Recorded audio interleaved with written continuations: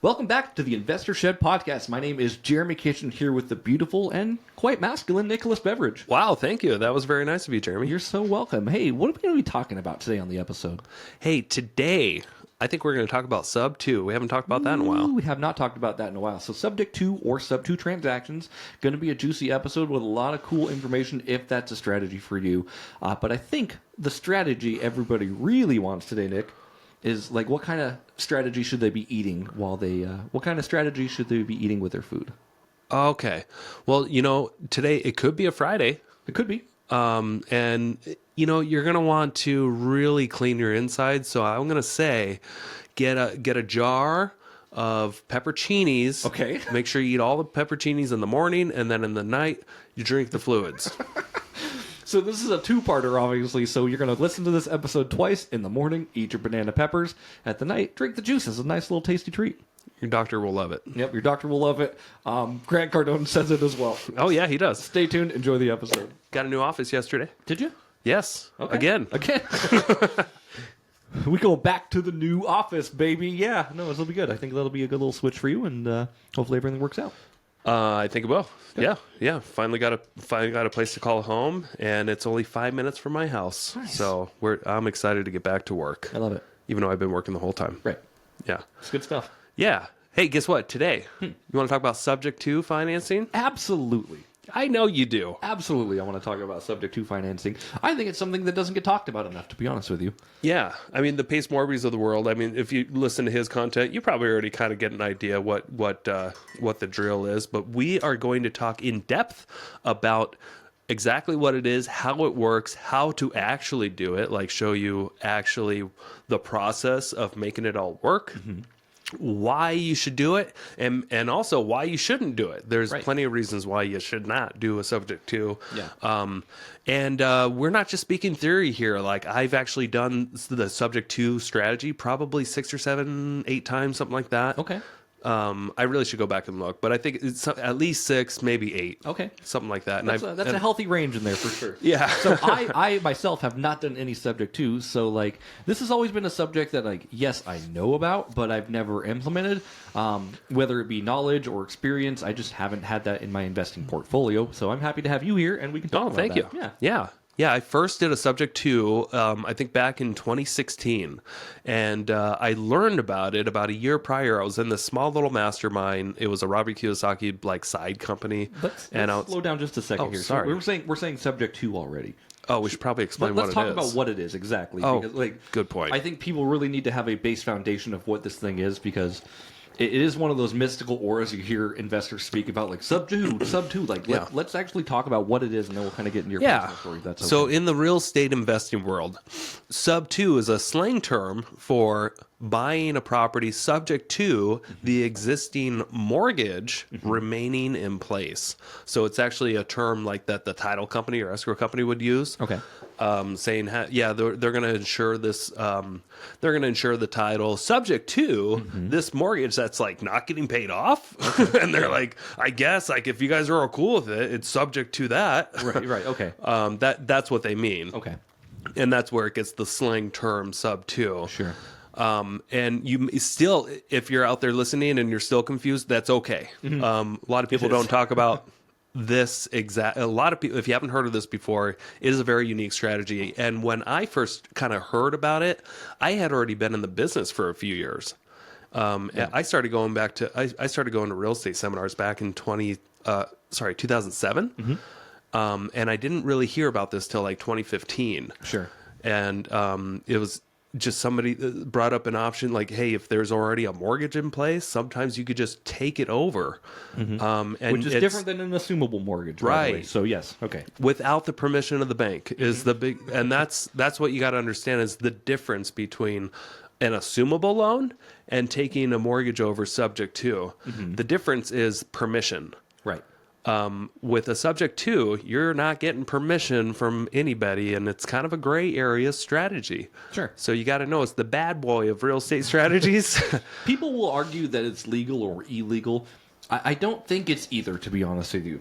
like you said, I think it's a gray area where just like If it were illegal, people wouldn't be doing it, and you title are companies absolutely wouldn't be right. closing on them. Right. But there's gray area. Like what you are doing is you're breaching contract, Right. knowingly, voluntarily. The seller's breaching contract which can because trigger a due on sale clause. correct, exactly. So it's not illegal.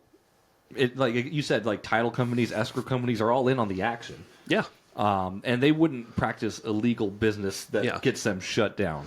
And some of them, and there's like more than half the title companies out there, they actually won't do a subject to. Yep. Because it's so gray. It is such a dark gray industry because there's so much backlash. Yep. Because you are taking something over, a mortgage that's already in somebody else's name, and you're taking the property, you're selling the property without paying off this note. And you just have good faith that whoever the buyer is, they're going to make those payments on time and forever until the loan's paid off or eventually refinance or sell the property. So let's get into it. It's a dirty and sometimes the dirty stuff is always the best. Yeah. Topic. Like a nasty woman. Precisely. Sometimes they're just fun and easy. I was waiting for you to say something like that. And I'm like, all right, something's coming with a dirty comment. And I know. We got it. So, all right, but let's talk about your experiences with this, right? So I cut you off a little bit, and I apologize for that. But I wanted people to have a good understanding of what this actually is before we kind of started diving into it. So tell me about your experience with it again, if you don't mind. Sure. Yeah. So the very first property that I did this to, it was a property that was being foreclosed on. So the owners, they weren't making payments on this house for at least a year or so. They were behind several $1,000s. I think they were behind around $10,000. Let's just round it up because it's been a few years and I don't remember. So they were behind on their monthly payments. And the house has a certain payoff. What is owed to the mortgage company? What is owed to the bank? On that particular case, I believe it was around $110,000 was owed to the bank. The property that we were buying was worth about $180,000 to $200,000. Okay. And what we agreed to do with this seller was, hey, since you're getting foreclosed on in like 5 days, we don't have enough time to find the cash or get a new loan. Here's what we do have time for, though. We can get a hold of your bank, find out exactly how much is owed, and find out exactly how much money do they want to stop the foreclosure. Okay. So that is called a minimum. Oh gosh, I forgot the term for it, but minimum due, like minimum amount to Stop the foreclosure to process, reinstitute the loan. Yeah. Okay. Reinstall the loan. Sure. So like the loan's like currently not active. It kind of goes bad. It's about to get foreclosed on. That means that the seller is going to lose the property and any and all equity of the property too. Yep. And it's not only going to get foreclosed on, but it's going to stay on their record for at least 7 years or something like that on their credit. Yep. I don't know exactly, but it's many years. Yeah. It's going to It's a huge going to ding on affect somebody's credit, and that's to lose a property is a huge ding. right. And that's kind of what I wanted to ask you next, Nick. So, like, what would be the benefit? And you just explained some of them, of course, but what would be the benefit to a seller? To do a subject to property? Like, obviously, if their mortgage is in shambles, more than likely they don't care about it. Right. Well, at that moment, and that's usually okay. Here's what they do care about. They care about getting a little bit of money and having a little bit more time. Sure. And not just getting complete and not just losing everything. Yeah. So what we were able to work out with them was, I think we gave them $10,000 at closing. And we also took their mortgage over subject to,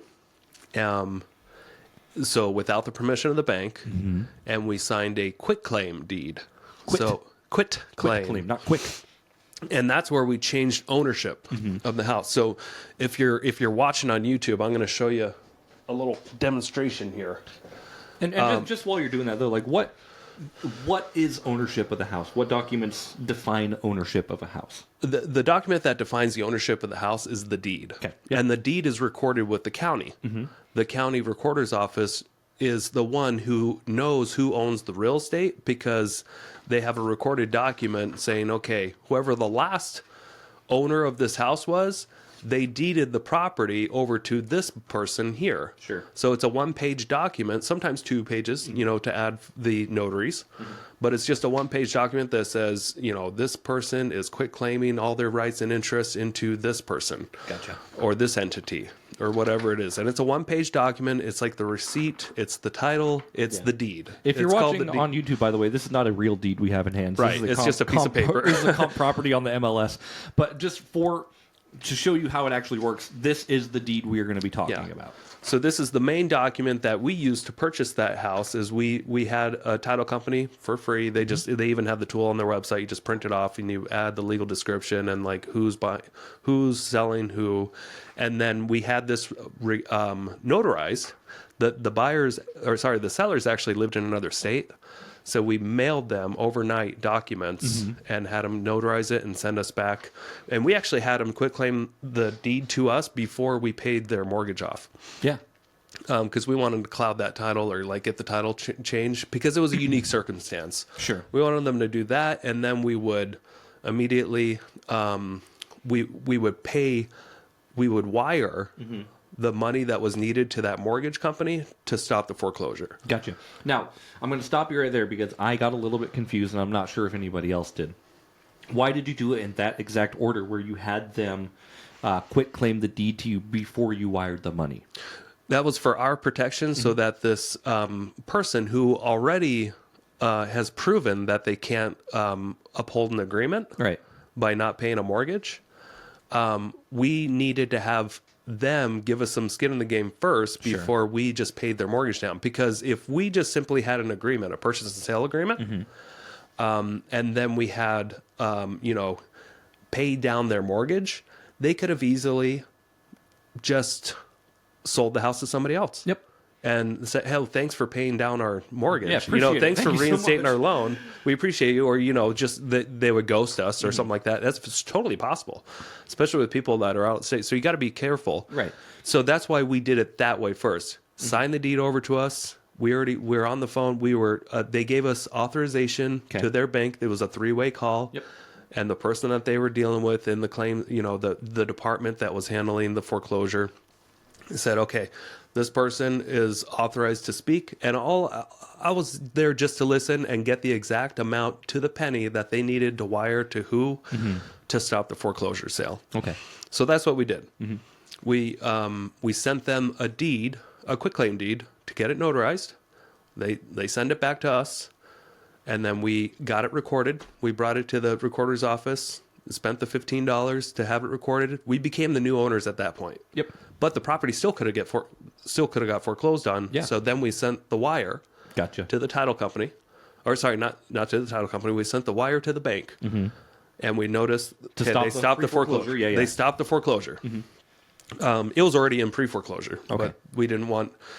And we had to do this like we were about... It was going to get foreclosed on like the next day. So it was risky for us. Sure. It was kind of a high stressed thing to commit to. Once we got that foreclosure stopped, then we sent them... then we closed at the title company afterwards. Okay.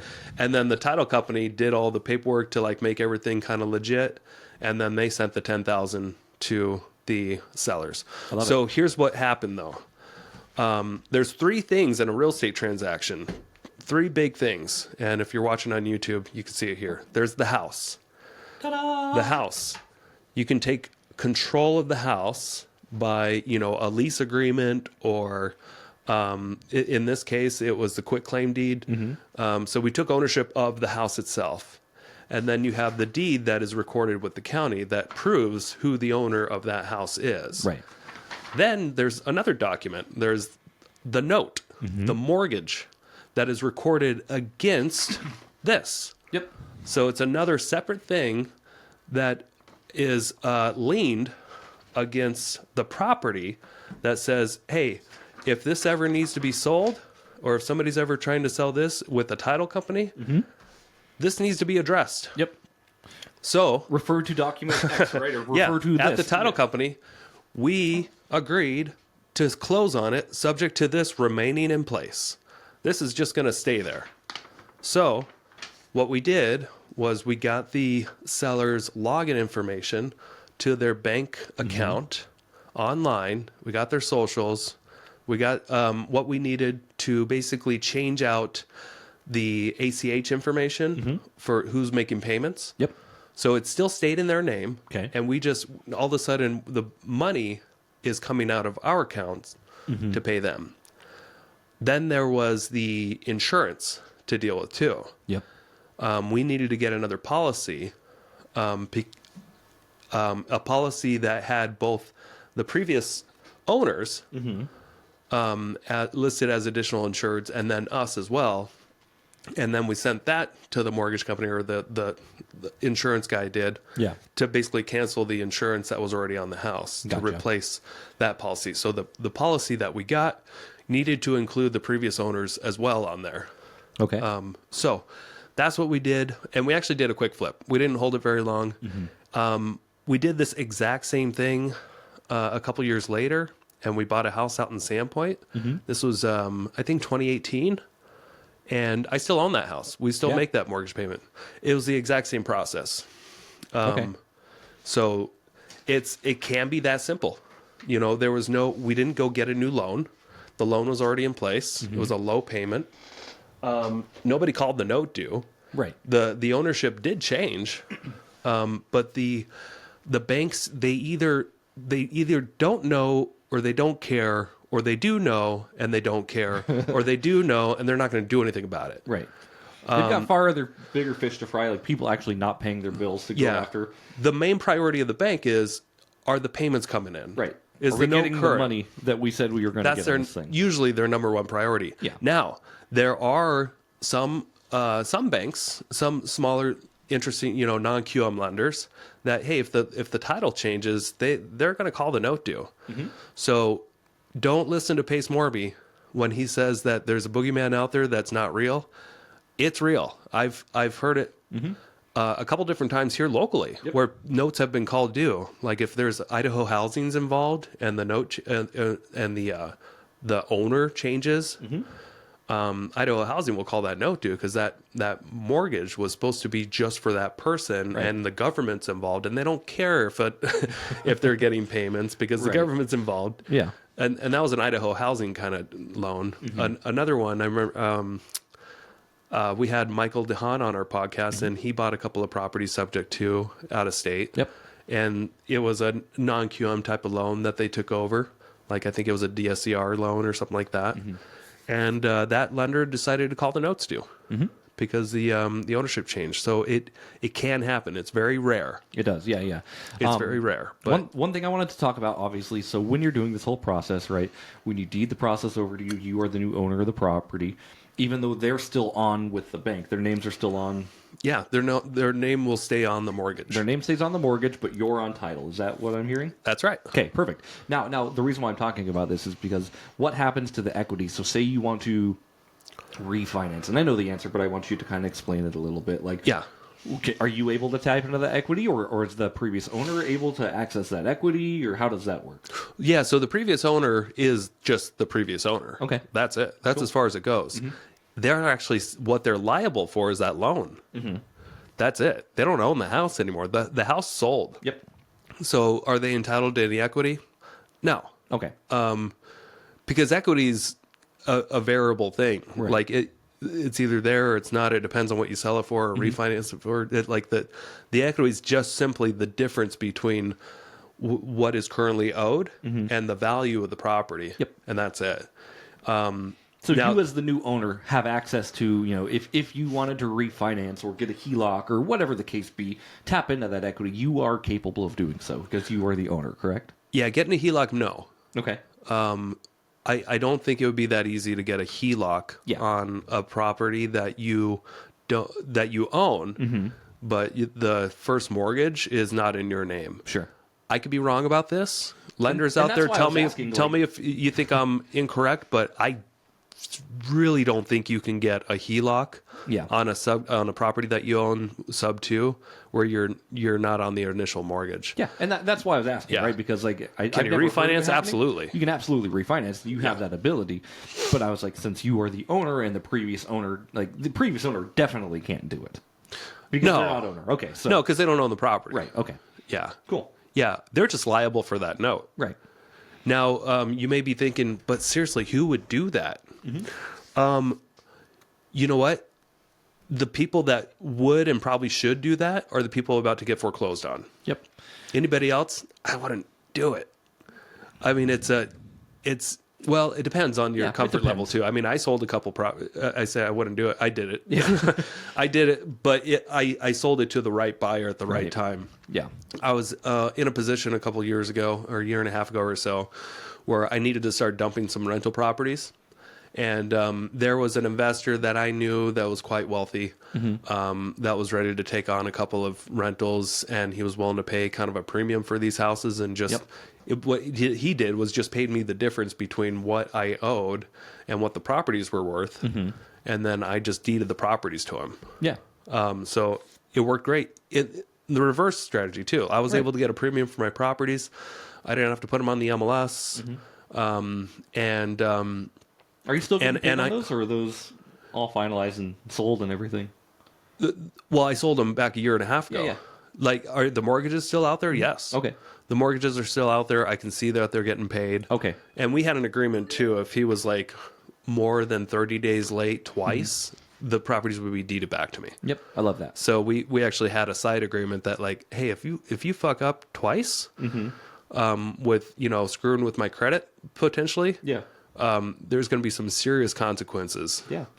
So we did put that into place, and which I'm glad we did. Yeah, and you sold it to another investor too, who's obviously savvy and understands the game and understands what it's like to do these things. But for your normal buyer or your normal seller, excuse me, they're going to be somebody who I'm assuming really just kind of wants out of their situation and maybe some cash to move forward and wash their hands. Is that correct? Yeah. Okay. Yeah, it's typically somebody who is in a lot of pain, and the mortgage, their credit's just not really a priority in their life, Right. or their situation's so dire where that's one of their only options. Yeah. Or in my case, like my selling subject to it was a benefit because I had these low interest rates, Right. and it was a benefit to it was like I was able to get more than what they were actually worth at the time. Okay. While the market was dropping, because they were cash flowing rentals with low interest rates, 30-year financing. Yeah. Like I already did the dirty hard work of getting these loans in place, and an investor just had to pay me the equity. So you're still technically responsible for those loans, correct? Yep. Okay. I am. Gotcha. Yeah. So I took that risk. Would I do that with just anybody? No. Yeah. And that's what you got to watch out for. That's why I feel like I see these subject to deals all across the country every day on my Facebook page and stuff. And I feel so bad for those sellers because they have a wholesaler in the middle who is just putting out their, hey, anybody wants to take over this mortgage and just give this lump sum of money. Like there's no vetting really going on with these people. And with how many adults I've seen misbehave over the last couple of years, there's a really high likelihood that not all these loans are going to be terrific for the next 20, 30 years. And that's a really good point because I am a member of a lot of Facebook groups where there are subject to deals that come across. The amount of vague information that you're given, seriously, like you said, it's astounding. And you see all these people interested, and I'm like, nothing about that sounds appetizing. I don't know A, who you are. B, I know nothing about this deal. I just know it's $10,000 to get into it. That's all I know, right? Yeah. And that could be a shit show itself. Yeah. And sub twos are so like they want to say they can be simple, but they are extremely complicated on the back end. Yeah. Like there's a lot of moving parts long term, even post closing, that the seller sometimes has to still be involved with here and there. Like every once in a while, I still have to give a new password to a buyer that bought my properties a year and a half ago. Yeah. Because there's like I have one login for a couple different mortgages. One mortgage I still kept with one house. The other mortgage that's in the same login is his his house, Yeah. but my mortgage. Right. So it could be a little complicated there. And then, we actually kept my insurance in place on these particular deals. Okay. Even though I don't own the houses anymore, but it's still on my insurance bill, even though he's paying for it. Okay. So he's So it could be a little complicated. Yeah. You just got to be comfortable with that. sure. And speaking of like complications, like let's kind of run a scenario here real quick, if you don't mind. Sure. Let's kind of run it from the beginning. So how are you finding these deals? How are you like? You got to create them typically. You got to create them, and I understand that. But like, how are you pitching this idea? Because that's something that I think people will have a hard time with too. Yeah. So I think first you just have to ask good questions when you're with a seller and find out their situation and what their goals are. And like here, if they need to do something in the next 2 weeks and they have a great mortgage on their house, maybe start possibly looking into that. Yeah. But like, for instance, when, like how do you approach it? I mean, it just depends on the deal. Like it depends on, now we've used the subject to strategy, not just to like keep long-term rentals, but also to flip properties where we would only have it for a few months. Yeah. I've done that a couple times. I guess, how are you finding these deals? Are you door knocking? Are you like going on pre-foreclosure lists? Yeah. So usually they're referred to me. Okay. The last couple of times I've gotten them, they were actually like more agent listing appointments. Okay. And I typically ask because I'm a professional. I'll be like, what do you currently own? Like, how many mortgages do you have? Just one? Okay. How many? What's the balance on that? And I'll write it down because I eventually need to know all this stuff. Right. So I ask these kind of questions to get an idea of what somebody's situation is. Yeah. And once in a while, we do meet with people that, they are just a few weeks away from foreclosure. And it's still a good thing to ask. Like, you have any other liens against the property? Yeah. Or any judgments or anything like that? It's all stuff you're going to find out in your due diligence. So it's in their best interest to be honest with you, to be honest. But and then once you gather all their information, you can try to figure out what strategy is going to work easiest and best for them. Yeah. Hey, quick commercial break here. Thank you so much for listening to this podcast. I really do appreciate it. If you want to give back, let me help you buy a house, or I can help you sell a house. It's the only way I make money when I'm not investing in real estate. I don't make money on this podcast or the events I do, but I do make money only when I help people buy and sell houses. So if you're looking for your next investment and you're here in North Idaho, I want to help you personally. If you are not in North Idaho, I can still help you out. I have a vast network of referral partners all across the country, and I can find the right real estate investor savvy agent for you so you don't have to. It doesn't cost you a thing. Thank you for your support. Back to the show. yeah. And then maybe, what's going to benefit you too is not always my first strategy, because I always try to think, what's going to benefit this seller. Yeah. And what you're talking about right there, that's very important. From my understanding, with anything real estate investing, wholesaling, sub two, just getting any properties, you're trying to find a pain point, and you're trying to address that pain point and really find a solution for it as well. Yeah. And I guess, I'm not your typical real estate investor because I'm an agent, and I am upheld to these higher standards. You've got a fiduciary duty to be the best representation for your client. Yeah. Yeah. So when I'm meeting with the seller, I'm not going to tell them what works best for me. Right. Which is different from, a wholesaler or most investors. They are going to go into that with what's going to work best for me. Yep. And sometimes sub 2 is a good strategy. Yeah. Most of the time it's not. Right. It just depends on the situation. Yeah. If people are in real dire straits for the seller, right, is what I mean. If people are panicking and their time is coming with foreclosure, or they just need cash quick and they just want out of the property, say they inherited this property and they're just kind of done with it, like you can find a solution for them that would make sense for both of you. Yeah. So why is it beneficial for investors? Let's talk about that. Yeah. If you haven't figured it out by now, but like this avoids the need to qualify for a brand new loan, which can be very difficult if you're self-employed. Yep. So it can result in, better loan terms. Like right now we have on one of our sub 2 properties that we bought a few years ago, our mortgage payment on it is like $1,300. Okay. And it was a 38-year loan when we got it initially. Fully amortized. There's no balloon. The interest annual interest, I think, was like 4% Cool. That's pretty or good. something like that. Yeah. Maybe high threes. On a $1,300. I should really go look at it. Yeah, yeah. Yeah, I think maybe it's even less. I should really go look at it. But, it's a low interest rate. Like, not something we're ever going to want to try to refinance. Right. You just keep that in place at that point. And over time, the mortgage has gone up. I think we get like $2,200 a month now on this house. Nice. So we're knocking on the door of almost $1,000 a month. Yeah. And it's been 6 years or so, Cool. almost. So And since you're the owner, I just want to stop you real quick. Like, you get all the tax benefits and depreciation of owning a house when you do a sub 2, correct? we do, yeah. Great. Yep. So that's another. Yep. So we don't necessarily get we'll see the interest paid, which will be in somebody else's name. Yep.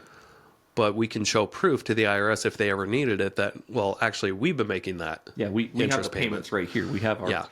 Okay. So we get to write all the same write-offs Cool. as you normally would of a normal business, which, a rental house is a business. Yep. So still love got, yeah. I wasn't sure if that was in your, guide to why a buyer would do it and the perks of it. Sure. Right. But- So this is actually like what I feel like it's most ideal for is in situations where there's very little equity. And the property can rent for more than what the mortgage payment is. Yes. That's it. Yeah. Keep it Or simple. if there's high equity, you can be as creative as you want. But if there's a lot of equity, you can maybe bring the cash down if you needed to bring $100,000 down and then still take over their mortgage instead of getting a hard money loan or something like that. If you're going to flip a property, and you can just tell the seller that we're just going to leave the loan in place for a few months as we fix it up, and I'll be able to pay you X more, and this is why. I've done that before with people and just sold it that way. Like, they knew that we were buying their properties at fix and flip. Right. They were getting it, and they knew they were selling it as a discount. Sure. At a discount, and they're trying to get a little bit more money than what we were offering cash, and we're able to offer, well, hey, if you do subject to, which we explain what it is, I can pay you about $3,000 more. Yeah. But your credit's just going to be tied up for the next 6 to 12 months. Yeah. And this is why, and explain how it worked, and they're like, right on, another $3,000. You got it. Yeah. Like, and at least we explain what was happening. Right. Yeah, typically like high equity situations aren't, I would say, the normal for this as well. I mean, anyone with high equity, like, they're either going to sell it on market, or they're going to find a better way that makes sense for them. This, like Nick said, like, it's kind of low equity. You're kind of buying a house, but what you're buying is something that cash flows if it makes sense with the interest and mortgage in place. Yep. So, again, the big three things of where this strategy works best: sellers in pre-foreclosure. That's probably the number one thing, I think. Second is just taking advantage of a low interest rate. Yeah. Now, the majority of I think more than 75% of the loans out there, that this is changing every month, of course, but I think it's like more than 3/4 of the loans that are out there are under 4%. Yeah, that's really cool. So, I mean, this can make it ideal if you're looking for a property to cash flow, and if you're buying from somebody who understands that you want to keep the loan in place long term, and something that you can let them know if they're concerned about potentially getting new financing down the road if this mortgage is staying on their credit.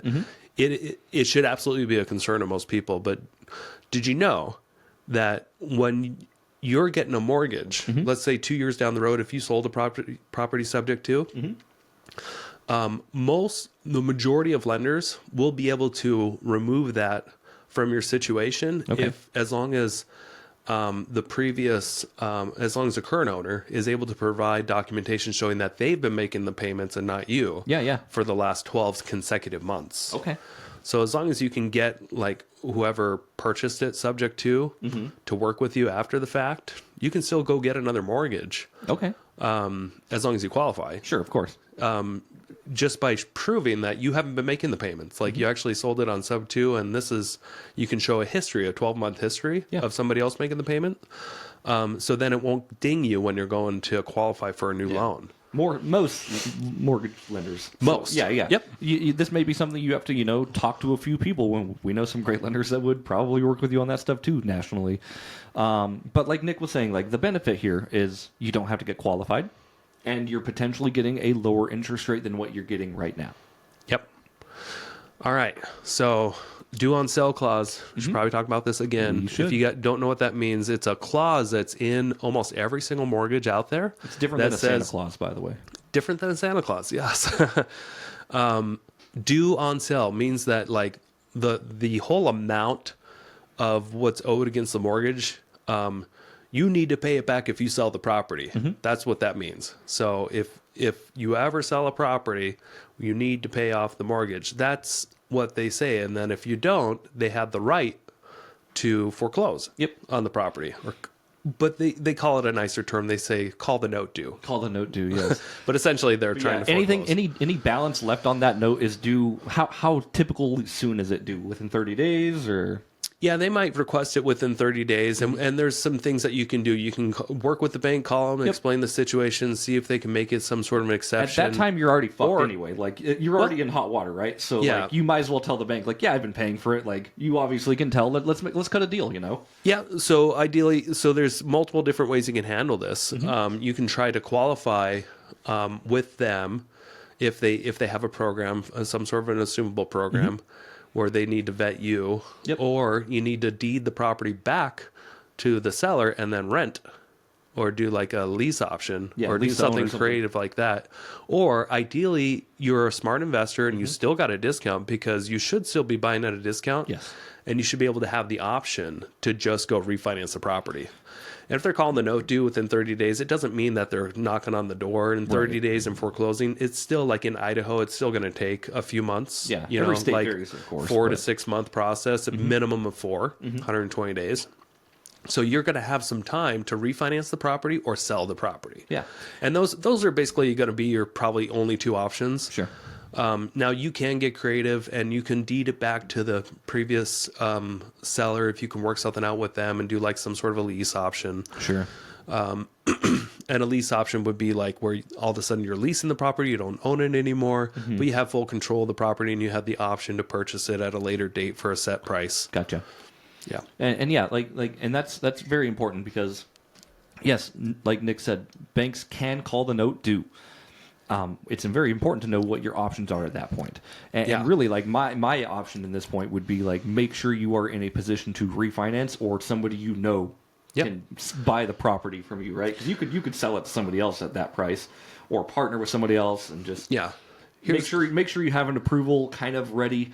So you're not, waving your hand saying, "Oh shit!" when happens. Here's what made me cringe. A couple years ago, I went to one of the Pace Morbies, it was a meetup out in Arizona. Okay. And there are all these sub-2 students. They're and they're just passing around all these negative cash flow, negative equity deals that had low interest rates. Negative cash flow, negative equity.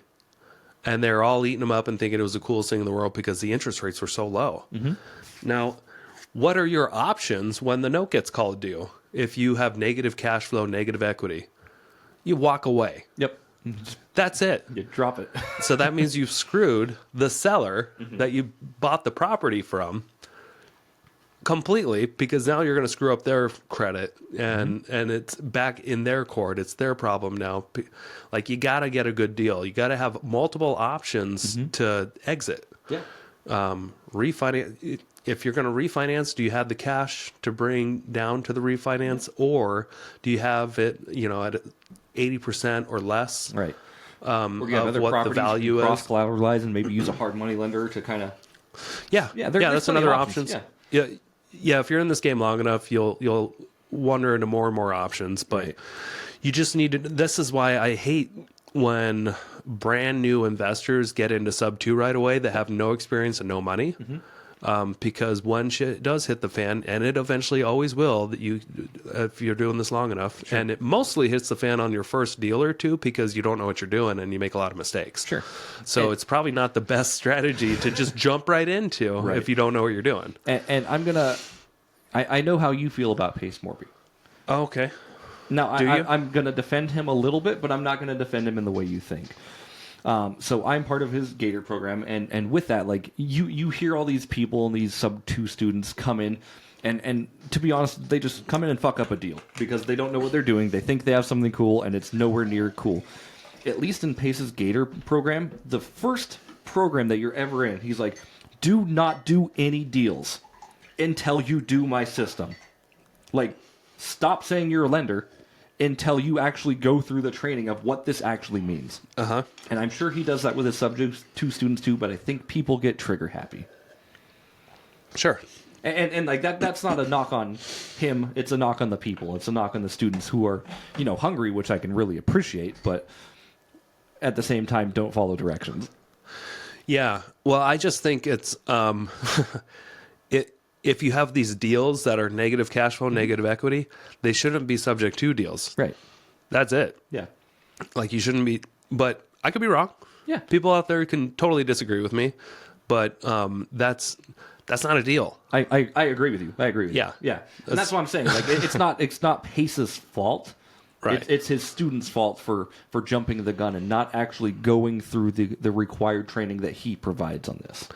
Yeah. No, I don't think yeah, and I don't necessarily have anything against Pace personally or what he says or does, but he tends to grow this culture of knuckleheads. He likes using that word too. Does he? Yeah, he calls everyone knuckleheads. Oh, that's funny. Yeah. Okay. He'll say that. He's like, you're all a bunch of knuckleheads. Stop doing this until you go through the training. And he'll like...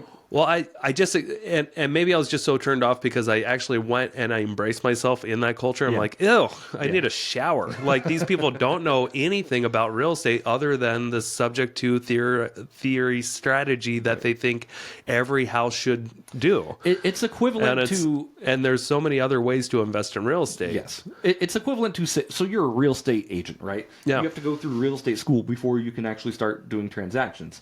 This is the equivalent of someone going to real estate school for the first 2 days and being like, I have enough knowledge to make this happen. Yeah. Real estate agent school is a joke. Okay. Just so you know. Well, nonetheless, like... You don't learn shit.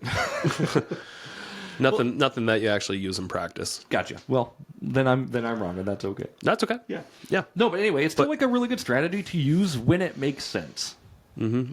And the best way to learn is to actually get yourself is to go out there and make mistakes and get dirty and stuff. But here's the big conundrum I have about this is that the subject to strategy has such heavy consequences. Yeah. Long term against the party that you bought from if you don't do things correctly. Yeah. And I don't think it's a great way to start business. I agree with I you. think you can go start fixing and flipping properties or wholesaling. You can start going in that direction or buying rentals and make all these mistakes where you'll end up paying for it. Yeah. But there's so much in this world where if you make mistakes, other people pay for it. Yeah. It's true. Because you can just walk away. And I think that's what a lot of people end up doing, and that's why the program itself gets kind of a bad rep. Yeah.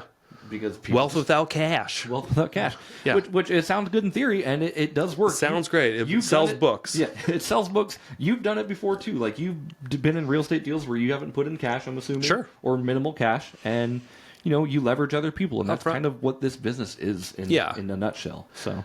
And to be honest, there's so many times where like maybe I've closed on a deal where it doesn't show like I've put a lot of cash into it up front. The reality is I have cash in almost every single deal I've ever done. You really do. A lot more than most, a lot more than I ever anticipate because it just required, when you're moving real estate around, you almost always need to have some cash. Yep. Oh, You got to keep the lights on somehow. You got to pay utility bills. Yeah, you got to be liquid. You got to have gas to put in your car to go check on your projects. Like there's always some sort of expense. You can't just do everything, Right. Not, strictly. You could be very creative and get somebody to give you a debit card to put almost everything on. And I've been in those situations too. But the reality is when you're doing real estate on a big level, you're almost always using your own cash or your business's cash. Yeah, 100%. And it's very important you say that because what you said earlier, like this strategy, I agree with you. I don't think this is for your beginner real estate investor.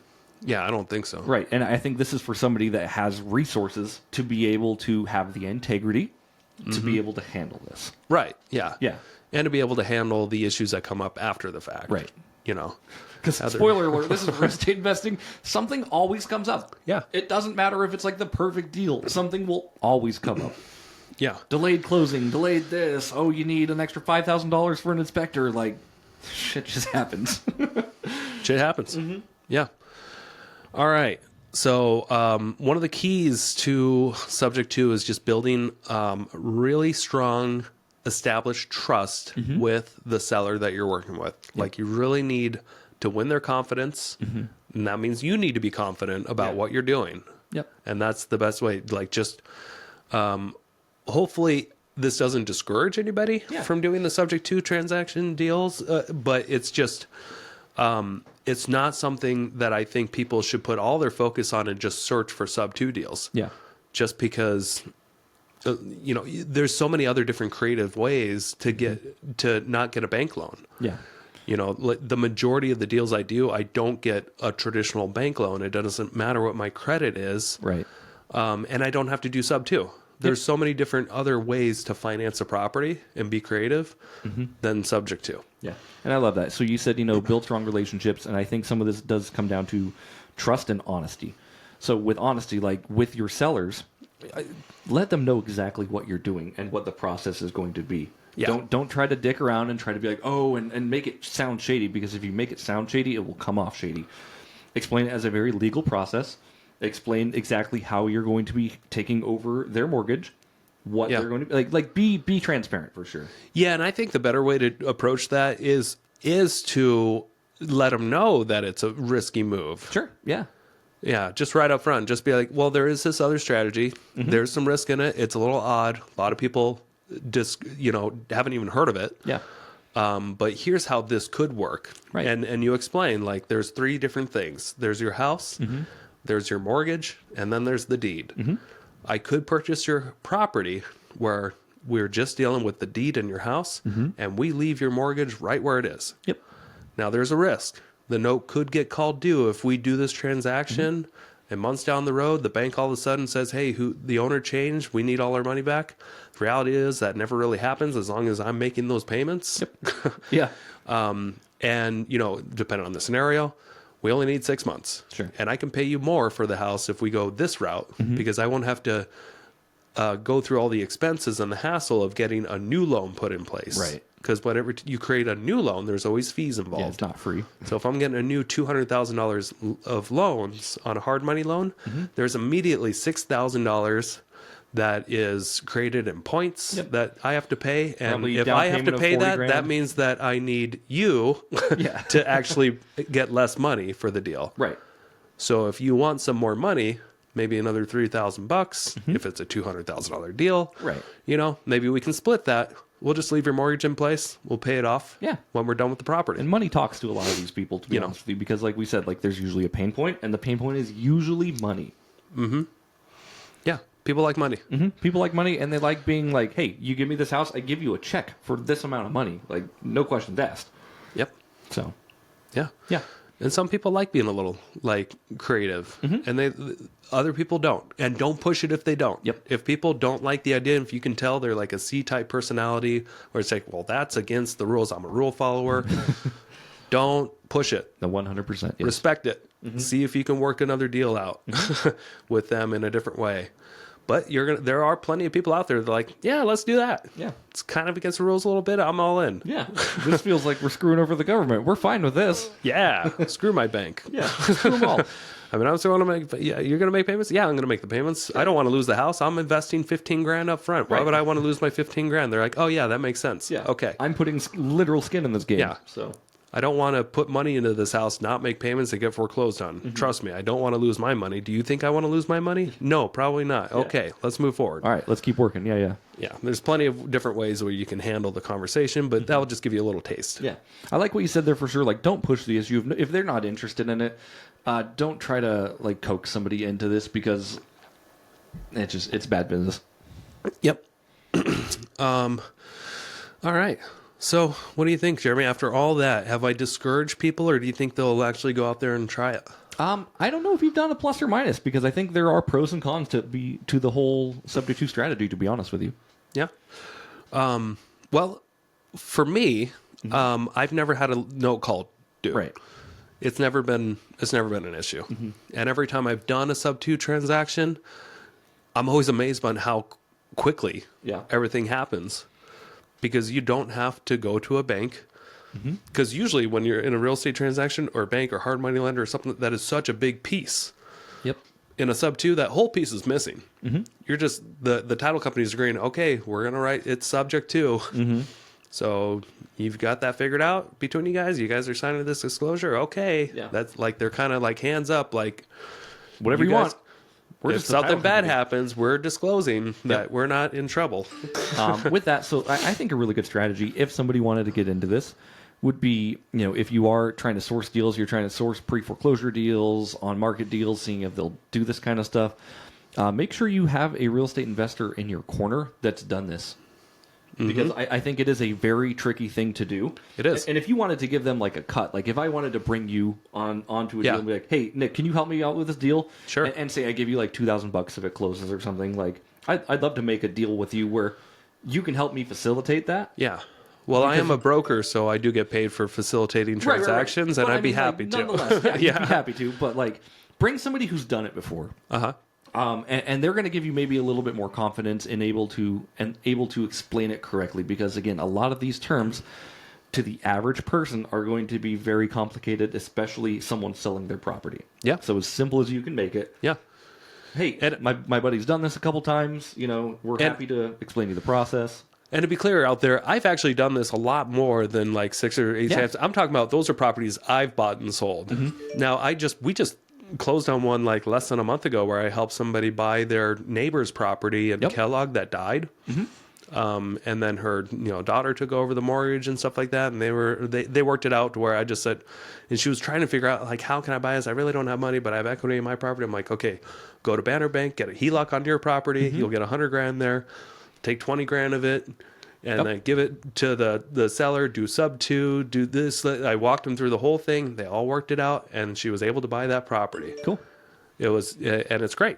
It's a great problem solving. Like, and in that scenario, if she didn't make payments and she lost that property, who was going to be hurt? Nobody, because the previous seller died. Right. Or the previous owner that was on the mortgage, she died. Yep. So not going to ruin anyone's credit. Right. But they wanted to keep that mortgage going. Okay. The bank, for whatever reason. So even though they died, they wanted to keep that mortgage going, like that. Well, they still wanted the mortgage. The mortgage, if the mortgage was caught up, like continued to be paid, they weren't going to foreclose on them. It wasn't like a reverse mortgage or something like that. Gotcha. There was just a mortgage in place, and as long as the payments being made, a bank's not going to foreclose just because someone died. Sure, makes sense. I keep getting phone calls. I should have put it on Do Not Disturb. That's Sorry. okay. No, we're good. I'm like, stop it.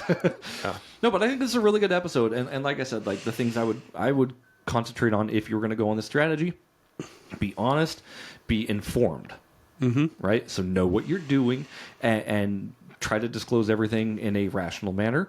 And also bring somebody on who's done it before so you can kind of like figure out what to do, because, again, a lot of people do this and a lot of people fuck it up. Yeah, so don't fuck it up. Yep, don't fuck it up. All right, everybody, thanks for listening. Yeah.